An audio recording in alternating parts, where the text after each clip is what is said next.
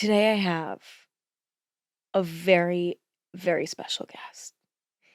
Someone who I've been a fan of for, I don't know, 6, 7 years.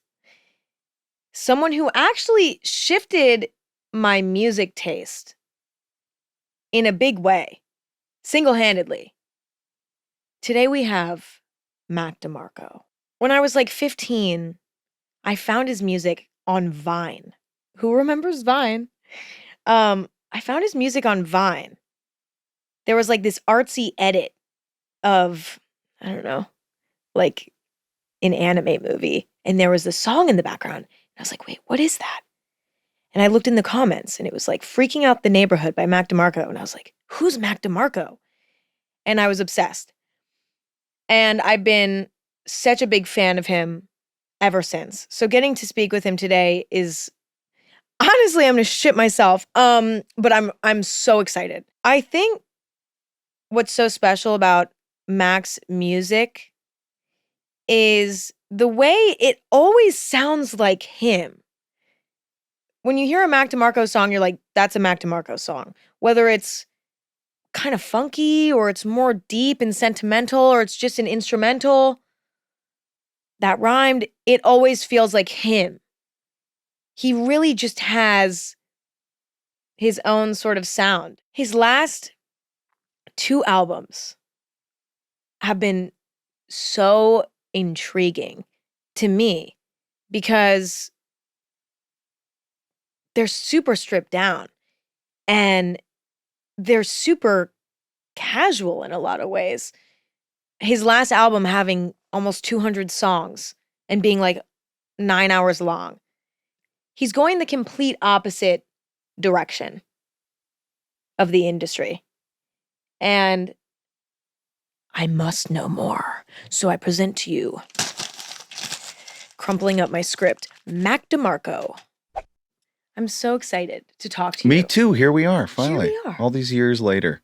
I know. And I mean, it is cool because I feel like I actually got to be kind of friends with you. Yeah. Like in secret. At Coachella, mostly. I know. Yeah. It's so weird because Coachella's the last place I would expect to see you. I kind of, I feel the same. Like last year when I met you there. Yeah. I always had this rule where I was like, I will never go to this festival if I'm not playing it. There's no way. Totally. And last year was the first year where I just went. I didn't even get up with anybody. I just went and chilled. Did you love it? Here's the thing. I had just freshly quit smoking. Yeah. So I was still in this like kind of, when you quit smoking, I think when you smoke as much as I did or when you are that addicted, it kind of feels like you're on mushrooms for a couple weeks. Totally. I was like in the throes of feeling like completely insane. But the thing was, I was like, if I can go to Coachella and not smoke any cigarettes there, then I'm done. And it was no problem, so. It's an easy place to distract yourself because it's insane. It's like running a marathon. Yeah, it's completely insane. Going to Coachella is like running a marathon, I would say more than other festivals. I'll say this. Yeah. That last year, yeah, I remember feeling quite tired. My feet hurt. I got blisters. My legs hurt. I think it's a testament. This year, not so bad. Okay, so I think this maybe year was I'm glamorous. a little bit more fit than last year. Just a little bit. Okay. Not bad. When you're writing music, going straight into it. Sure. When you're writing music, are you thinking of, how it's going to be played at a show? Or are you writing it just because it feels right to you in the moment? There was a point where I thought of that. I think it was kind of like I would, I'd keep in mind the configuration of the band that I had at the time, and it's, because if I put an extra guitar line or if I put an extra synthesizer, I was like, how are we gonna do this? Right. But that was at a point where it was like we toured so much that if I had a month or two off in between tours, I was like, I have to make the album now, or else I'm never gonna be able to make it. So I think it was very ingrained in that. Nowadays, I don't think about it at all. But I mean, a situation now where we're going on tour in July, and it's kind of like, I'm listening to this record that we're going to perform, and I'm kind of like, there's like, 4 claves on a song. I'm like, I don't know how I'm going to do this, but we'll figure it out. This kid Daryl that plays with me right now, this kid, he's a bass player, he plays with me, and he was saying the other day that he feels like my music is kind of zen in a way, or balanced. Where it's like there's the drums, you got the vocal, 2 guitars, it's all, and there's usually like a set number, it's like a set dinner or something. It's like, so I think I used to it's hard for me to break out of that. I like I like evenness and I like simplicity. You know what I mean? Yes. But there's something I like too about maybe unperformable music. You know? Totally. I So- mean, you just released, I was Mm. so excited to see you releasing 199 songs That's right. on One Way and G. And That's right. I was just on a road trip home. It was like 4 hours. Mhm. I mean, I crushed half of it. The way that you're releasing music right now is so intriguing to me, and it's so refreshing. I mean, number one, all the titles are like, they're just file Dates, names. yeah. It's like a date code. That actually came from this guy, Ryuichi Sakamoto. He recently passed away. One of the great, I think, advanced music in a crazy way. Great musician, real hero of mine. He put an album out called 12, I think at the turn of this year, maybe or late last year. I can't remember exactly when it came out, but it was just 12 songs and the date that he recorded them on, which I was like, well.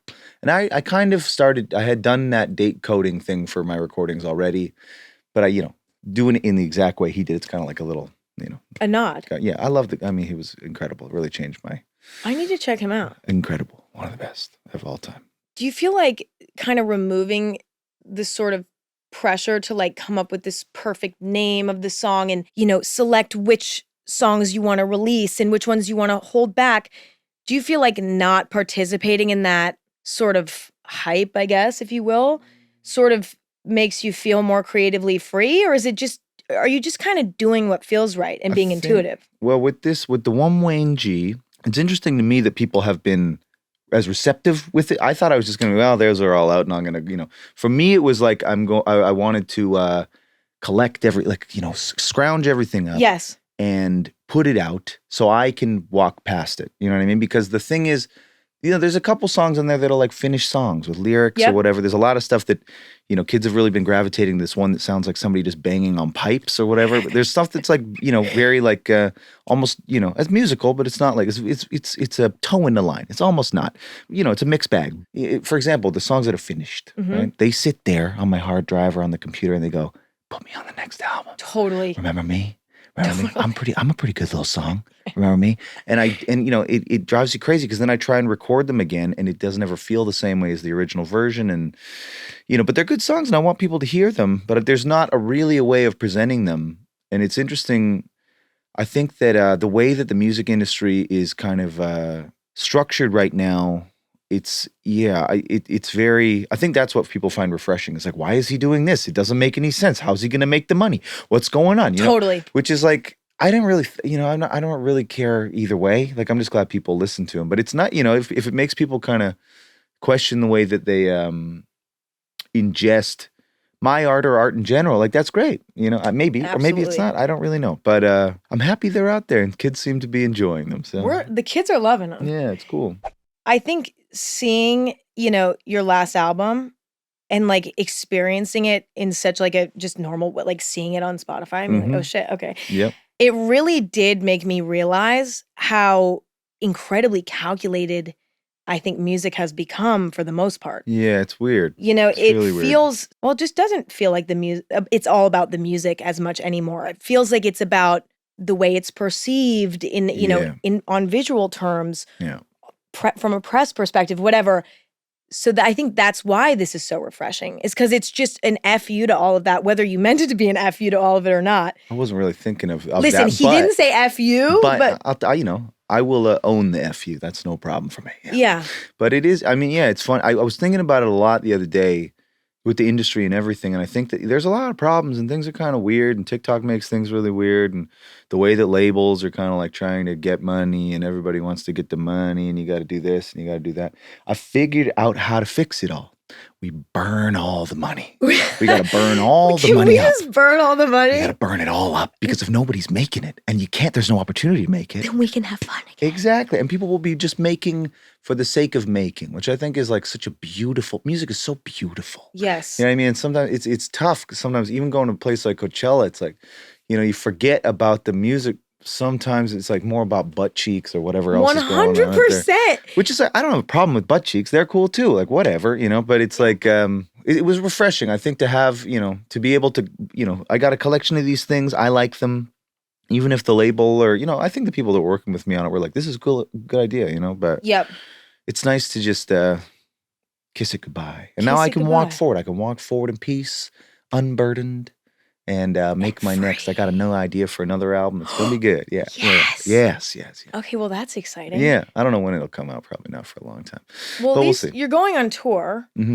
What's your relationship like with touring now? It's interesting. We haven't done it that much in like since before coronavirus, I guess. So I don't know. I love touring. I do. It's great. I love going out. I love playing shows. I love meeting kids that are into my music. The whole thing is incredible. Before, a lot of it went kind of hand in hand with like, I drank a lot. Yeah. There was a lot of insanity that went on out there. And like, coming back after COVID and going out and trying to reconfigure it or something has been fun, different, but nice. And there was, last year I canceled a lot of shows that we had planned, and just basically, I looked at it all and I was like, it started that looked like how it was before. And I was like, I don't think that I can't do it. You know?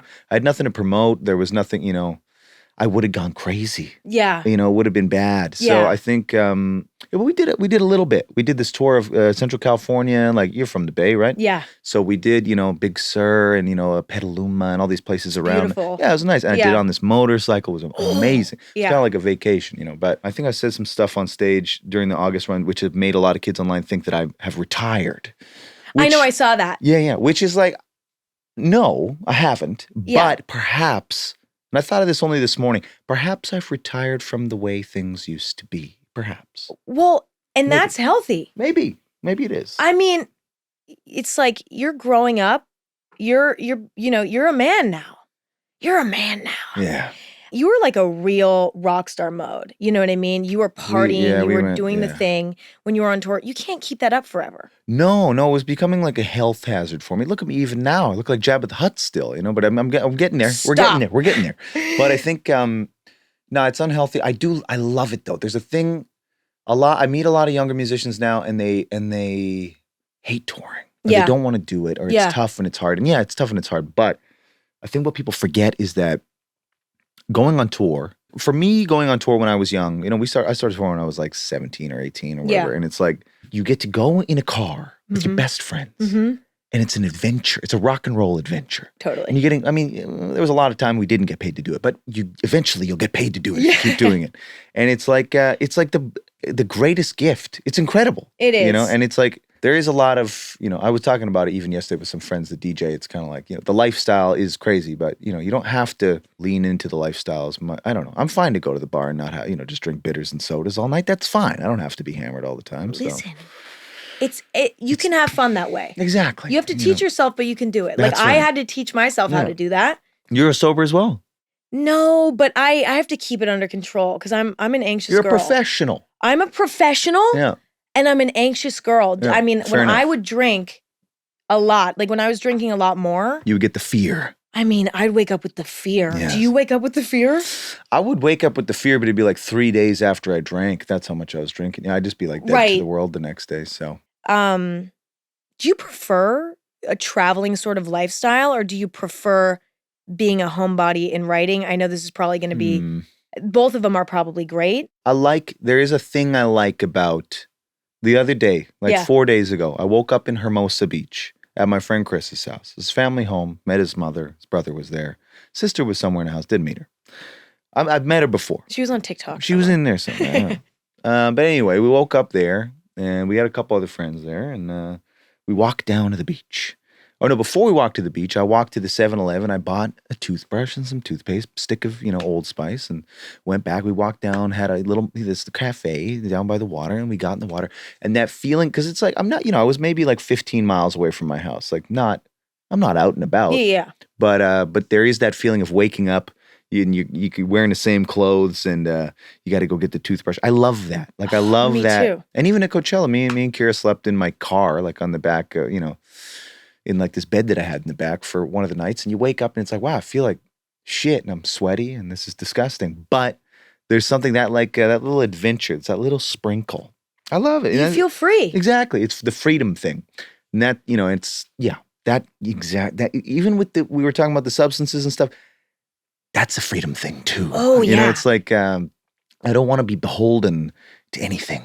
Totally. So I'm not. Well, I feel like I don't know, I would assume you're kind of a minimalist even at home. Like I feel like you're not, I don't know, on your phone ordering shit on Amazon all the time like I am. I go through phases. Really? Okay. Well, I mean, it's like, that shit's just crazy though, because it's like, I used to have to go to Radio Shack and dig, get the right little piece to fix the Yeah. thing. And now it's like, well, I can go on Amazon, get exactly what I need, and it's going to show up tomorrow. Yeah. Up until maybe a couple years ago, I was very like, I will, I was one of the people that like even refused ordering food on in the internet. It was like I needed to call, I needed to talk to the guy at the pizza shop on the phone. I needed to, it was a whole thing. So you just strike me as balanced, I would say, because that's really healthy. I think I am like very. It's a lot of this, or a lot of this. You know what I mean? So it's like, I'm extreme. Yeah. Extreme, but maybe extremely balanced. Yeah. I think that's what it is. Like the freedom thing we were talking about. Yeah. It's like I would like to feel that freedom, but I'd like to feel a lot of it. I know. So. I get that. I just started traveling in that way where I only allow myself, even if I'm going on like a 2-month-long excursion, a carry-on, and that's it. That's tight. But it's really fucking hard. It is hard. But it's so worth it. Because this feeling of freedom that you get, it's unmatched. And I feel like it's actually what makes traveling enjoyable when you're lugging around 3, suitcases. That's too much. You don't feel free. It's too much. That's the thing with the motorcycle. Because I've been riding bikes for like a year now, and it's like, you can't put that much shit on the bike. You can't. There's not enough room. Wait, what made you get into, what made you start going on the bike? I'll tell you, you ever heard of this band called The Garden? No. A great band, SoCal band, Orange County. Okay, band. Love it. Fletcher called me up. He's the drummer in The Garden. He has these mopeds. Yeah. And he was like, you should come ride some mopeds one day. And I did, and I really enjoyed it. And so I got one, and then, I got into that a little bit. And then, you reach a ceiling with the size of the engine and the power. And you want a bigger one, you go bigger. And then, now I have 4. And, I rode one here today. It was great. Yeah, it was nice. Yeah. Oh, yeah. Oh, yeah. That's fucking cool. That's great. It's great. Okay, so you like traveling. Sure. So when you feel free while you're doing it, I mean, where do you like to spend time? Like, are you into like the beach vibe? Are you into like the mountain vibe? Like, what kind of guy are you? I like the water. I do like the water. The beach, depending on the beach. No Miami? With like, when the beach becomes a little too butt cheeks, like Coachella, maybe I'm kind of like, I'd like some rocks, maybe some moss. Yeah. Maybe you see some kind of critters down in the the little the tide pool or something like that. I like that. I like say go up to maybe Big Sur or like Mendocino or something like that, where it's kind of like maybe even a little too treacherous to swim sometimes. But I love that. I think I love the lake. I love the river. I think the river maybe is the most beautiful style of water to me. It just never stops moving. And it's calm, but it's calm though. Yeah, it's for beautiful. the most part. Yeah, well, yeah, it's nice. Depending on the river, you got the wild rivers, you got the chill rivers. Even living in LA, with all the rain, it's been kind of nice. But I think that usually the desert kind of, the arid, sparse and not tall, not thick vegetation usually kind of freaks me out. But I've grown to love it in a way, and it's been extra green recently. But I like a big tree, and I like a lot of big trees together in a forest configuration. Yeah. And I like, the redwood forest. I grew up near the Rocky Mountains in Canada, so you get the thickness. The thickness. It's good. Yeah. But dry climate. Okay. I'll take a dry climate. We like a dry climate. I don't like that humidity. No, I don't I'll either. deal with it. I don't like it that much. So what do you do when you're traveling and you don't have an Instagram to post to? I do. We have to talk about how free you must feel without the social media. Social media. Yeah, I mean it's. Was it a deliberate choice? Yeah. Well, I mean, I think when I was making the record called "Here Comes the Cowboy" a couple years ago, and I just would, I didn't really post that much even at that point. There was a period where I used my Instagram quite a bit. We'd be on tour and I'd be taking funny photos of whatever or whatever, But then I was making that and I was trying to focus and trying to write these songs and trying to record it. And I would find myself just scrolling and like looking at like some person that I went to high school with. It's like, oh, well, this person I haven't seen in like 15 years. Oh, this is what they had for breakfast. Like, that's interesting. Yeah. And, you catch yourself and you're kind of like, this person is like, it's an illusion that they're in my life still. Like, it's just not real. Like, I barely knew this person back then, and now I don't know them at all. And here it is, In that way, I just wanted to like kind of declutter my life like that. But it's difficult because it's really, really addictive. It's really, Yes. really bad. It's crazy in a way because I got rid of it, and I had like 1 million followers or Yeah. something. It's not a lot of time, I guess. And it's like, it's weird because I was able to do it, and people are like, whoa, like, great. And I was just kind of like, I just don't want it. But what I kept seeing was friends that, are musicians too, or maybe on a smaller scale than me or something. They'd be like, well, I wish I could. And I'm kind of like, well, why don't you? And they're like, well, it's like, it's my livelihood. It's how I tell people about my stuff. It's how I share. And I never really used it for that. Yeah. So that's so terrifying because it's these people, you have this thing, it's connected to your employment or your job or whatever, your output or whatever. And then, but it's like designed like a VLT, like a video lottery machine. And it's like, they addict you to it and then they kind of handcuff you to it. It's like, well, you can't get 100%. rid of me because how are you going to pay your rent this month? It's like, so crazy. It's so crazy. So I think that it's just healthy. Maybe me getting rid of it, made some people, question it in a way, which will be a good outcome or maybe not. I don't know, whatever. But I mean, it made me question it. it's just a crazy thing. It's a crazy thing. And it is like, how much do you share? How present do you want to be in your everyday life? I don't know. Here's the thing, like my generation of people too, because I'm quite a bit old. But how old are you now? 21. Yeah, so I'm like more than 10 years older than you. I'm like a grandpa. You know what I mean? But it's Grandpa like, Mac. for my generation, like there was a period, I remember when, there was dial-up internet and when there was no Instagram, I remember before Facebook, I remember before MySpace, you know what I mean? It's like, and I've always been a little techie kid. I used to write computer code when I was a kid and, we had the crazy slow, Windows 95 or whatever. But watching it kind of come in and watching the way that people interface with it. And I think the way that, there used to be a whole thing where it was kind of like, you don't put your real name. You never use a real name on the internet. You use an alias, you use an avatar or whatever. And like, that was kind of how it was. And then there was a shift at some point where it was like, no. Put as much personal information as you possibly can on there, which is like, what the fuck is going on? I don't know know if I can use the F bomb. You can use every cuss word. Oh, okay, great. Be free. But yeah, it's alarming and it's weird. And I think it's, at the same time, like it probably had a lot to do with, me being a musician that people listen to now, which is, so I can't knock it completely, but I can at least inspect my relationship with it, I think. 100%. Do you like living in LA? I love living in LA. Really? I do. Yeah. It is been about 6 or 7 years now. I feel like as much as you learn about it or you think you know about LA, it always has another, I don't know. There's another layer. It's a weird city, and it's like, we'll take the desert, for example. It's like, what LA is they irrigated a desert, right? Yep. So it's kind of like, it shouldn't really be here. Totally. And it feels like that. It's like a ghost. Yes. There's like a ghost of the desert. Yeah. And it's weird. If you go down to like the Gold District downtown, or I have a studio that I'm working in MacArthur Park now, and there's all these old theaters in a lot of parts of LA because they built so many of them back in the day. But a lot of these neighborhoods have kind of got a little run down. These places are closed now. Years ago, Kira and I were walking in to get, Gold District. I don't know, you go and there's all the little booths and everybody's selling cheap, gold necklaces or whatever. But if you walk all the way to the back in these theaters, you can look up and they still have the old ceiling, where it's hand-painted ceilings. And there's many places like this in LA, but I feel like it's kind of a good, it's almost like, that is LA. You know what I mean? It's like, well, there's this weirdness, but, it used to be so-and-so, or, it's kind of like, I don't know, meeting people that are from here that know something. Yeah. It's like the secrets of the city, I will say LA does have so many hidden gems. Oh yeah. But you can't be lazy if you want to find them. No, you got to go out looking.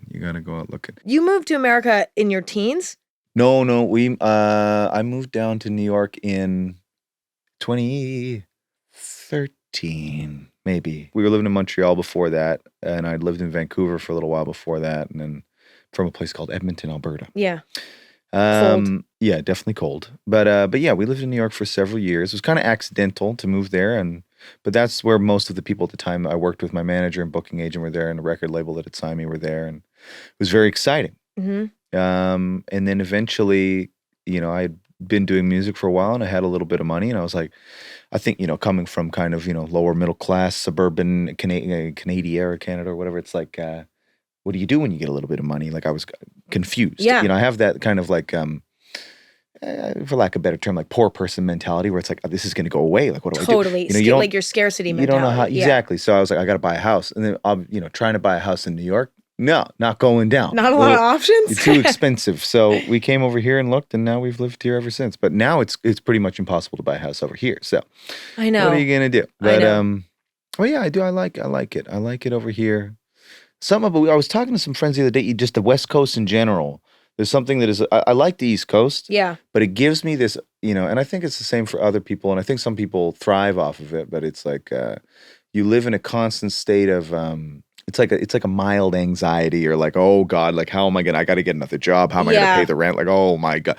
And it's intense and there's all these people on the street and everyone's screaming at each other and everybody's crazy. And it's like, it's cool. And some people, but for me, it's like, I just feel, more zen. More like at home. It reminds me more of where I grew up, I think, houses and yards and it's dry. And I don't know. That's nice. It's interesting. Yeah. I feel like you've kept your values solid. Like no one can say you're a sellout.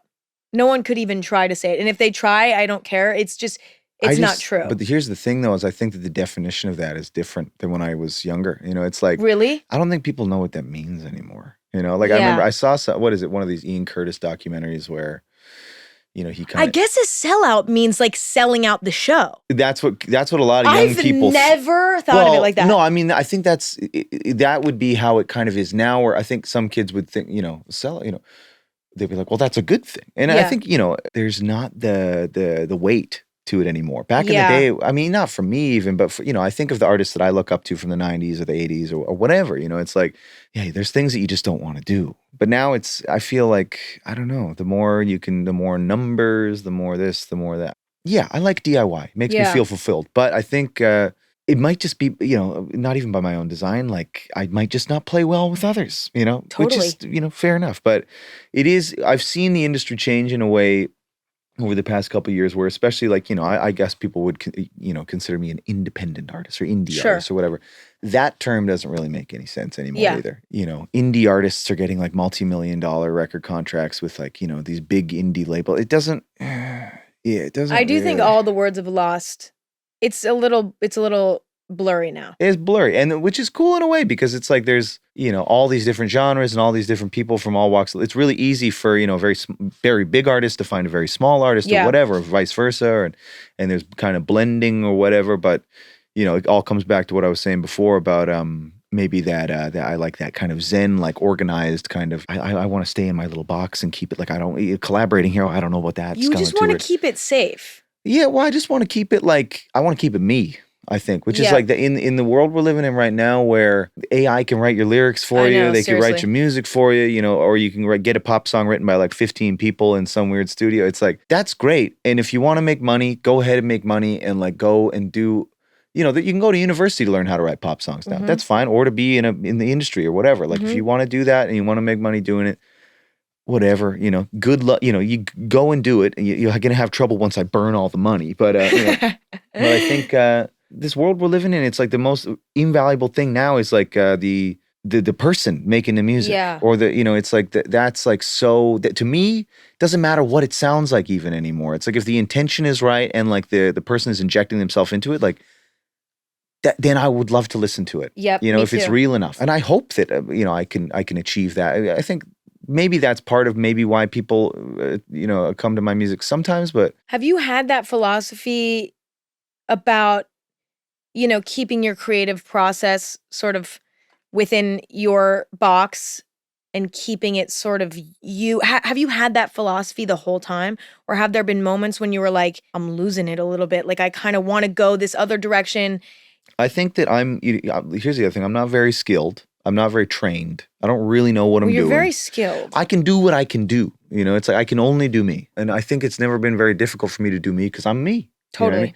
Even when I try and emulate something, I never quite get there. Totally. And then you end up with something which is just your own, I guess, but it's, I don't know. I've been in a couple situations over the last couple of years where you collaborate with someone and it's like, it's cool. I'm down to try it out. I'm not very good at it. Kind of makes me feel uncomfortable. And some instances where it's kind of like, you kind of just wanted my Spotify followers. Oh, here. Totally. But it's, there's instances like that. And I'm not throwing any shade or anything, but it's like, I understand people are trying to, everybody wants to elevate and link and build and do this and that and the other thing. And it's like, that's fine. I don't know. It's just like, when I find something that is like very like fulfills your soul Yeah. artistically now, it's just like, oh my God, protect this thing. Yes. This is great, because it Yes. is, you see it more and more nowadays. And it's happened to me before, you do something that grabs people's attention or the numbers go one way or another, you make money off something. There's people that come around kind of being like, hey kid, like, I like what you're doing over there. And it's kind of like, yeah, But I think, for the most part over my career, it's like I've wanted to, retain what I have and keep it small. And even with this label that we're doing now, it's like a village, It's like if Yeah. I have these artists that I'm working with are my friends and I believe in their music, and if they want to come over and record in my studio, they can. If they need help mixing, no problem. Like I'd like to help as much to share their stuff, but it's Yeah. at the that's not the trying to make money off. That doesn't really come into the thing. you know? Yeah. Obviously you need money to like make vinyls or whatever, or help people out or whatever. But it's like, I think, I just wanted to feel like a village. I was thinking about this earlier today as I was sweeping my bricks in the backyard before I came over here. And it's like everybody's here. We're doing these Yeah. creative things. We feel comfortable together. It's like a ranch, and this sound a little culty all of a sudden, but No, see, I know what you mean though. something like that. It's kind of like, look at this. We're Yeah. able to survive and dwell and make beautiful things, and like for me, that's all I want to do. Is Yeah. just make the things that I want to make, and I'm getting pretty close to like having this kind of self-sustaining, I guess, financial situation where it doesn't really matter how anything I make is Yes. received. I can just make the stuff that I want to make. And that One Way and G thing is exactly that. It's kind of like people were like, where have you been for the last 5 years? It's like, well, I've just been doing this. Yeah. And it felt good, and you can have it, This episode is all about freedom. That's right. It's about freedom. Mm-hmm. How have you navigated sort of being in the public eye and like maintaining your friendships? You've had a long-term relationship. Yeah. How have you kept it together? I mean, Because you've been doing it for a while. I have. I think that the key thing is that I never got too big.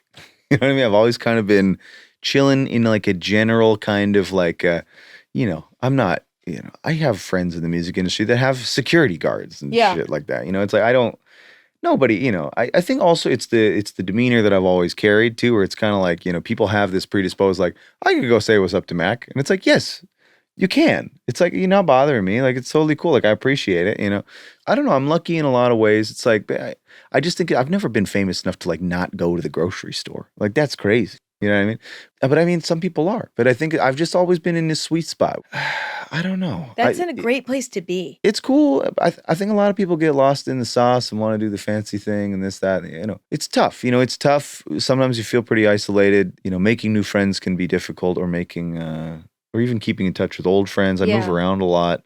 But I've always had a very see you when I see you kind of mentality. Yeah. I think it's paid off over the years. I think not letting yourself go all Hollywood mode can save you from a lot of grief, shockingly. It's tough You know here, what I though. mean? It's tough because there's a lot of Hollywood mode here. It's crazy. It's No, a crazy it is. place. Yeah. I mean, I think something that really has kept me personally sane is like, I try not to get too involved in like, going to this sort of fancy parties or going to I'll dip in, but I think, you have to walk away and go back to your life after. Absolutely. I think that's like honestly, I think that's the key to happiness in a lot of ways, because I feel like you go and you do that stuff and then you're like, this was kind of shitty. Well, I think too, I used to, you get this feeling of the grass is always going to be greener at these events or these things or whatever. And I went to enough of them where I was kind of like, usually I'm kind of like, well, this is, it's cool that I was, it's a situation where it's like, it is, the cool part is that you got invited or something. Then you go and it's like, not really that much fun. I'd probably have more fun in my backyard. But I mean, but then, there's a one every once in a while that is like crazy, but maybe it is just getting older. But, since I've been in my 30s, it's kind of like, as opposed to going to the fancy party or, the whatever, the event or the celebs, it's like, I'd rather just go to like kind of like a dimly lit restaurant that they'll let you hang out in for like 3 hours. And have a bolognese or something. Like, that sounds great. I don't know. That's actually, I like to go to a place like that and people watch there. That's great too. Yeah. Best night There's a lot of ever. that in LA. That's another thing that LA has, is a lot of really old, funny restaurants. Yes. You know, like Musso and Frank or like Dantana. I love going to Dantana. I need to go to Dantana because I drive by it all the Oh, time. I'll tell you this. Last time I went to Dantana, my friend Tall Juan was in town. He's my old friend. We lived with him in New York, and he's a Argentinian guy, and he came through, and I was like, Juan, you know how to ride motorcycles? He's like, yeah, no problem. I was like, okay. So with me and him and my other friend Dan, we got on the bikes. We drove out to Dantana. We're gonna have a nice dinner, a nice Italian dinner, and we get there and we park the bikes and. We're going in, and I go to open the door, and as I open the door, there's some people coming out, and there was these two women and like a shorter man with huge, hard-looking hair, and he looks right up at me. He's like, "Oh, okay, all right." Al Pacino. It was No Al way. Pacino, and I was like, "Oh my god!" And I just kind of froze. And he came out, and all these guys were like, "Mr. Pacino," and the women were like, "You're being too rough with him." But he he took photos of everybody. It was cool, but it was just like. That's fucking amazing. That's the thing with Dantana is a classic Italian-American spot. It's a red checkered tablecloth. Like, it's been there forever. And, and the you'll get mobster a movie guys, classic they meal. still go. Like, I bet Joe Pesci still goes there. Robert De Niro probably still goes there. Incredible. Ugh. I love it. I'm going to go and give you a full, it's the I'm going to best. give you a review. It's the best. What should I order? You know what I do is the chicken parmesan. Ooh. With this angel hair pasta. I don't know. It's all kind of simple. It's red sauce. You got to keep it simple. It's good. It's good. I love it. I love Dantana. I love it. Everyone go to Dantana. Yeah. Sponsored by Dantana. Yeah. Thanks for coming on. Emma, it has been my pleasure. And this is just the beginning of a beautiful friendship. My new co-host, Mac DeMarco, will be here every third episode of the month. Wow. Hey, don't tease him. I'll do it. I live like 5 minutes away. No, I know. We need to we'll start doing we can create our own show. Okay, perfect.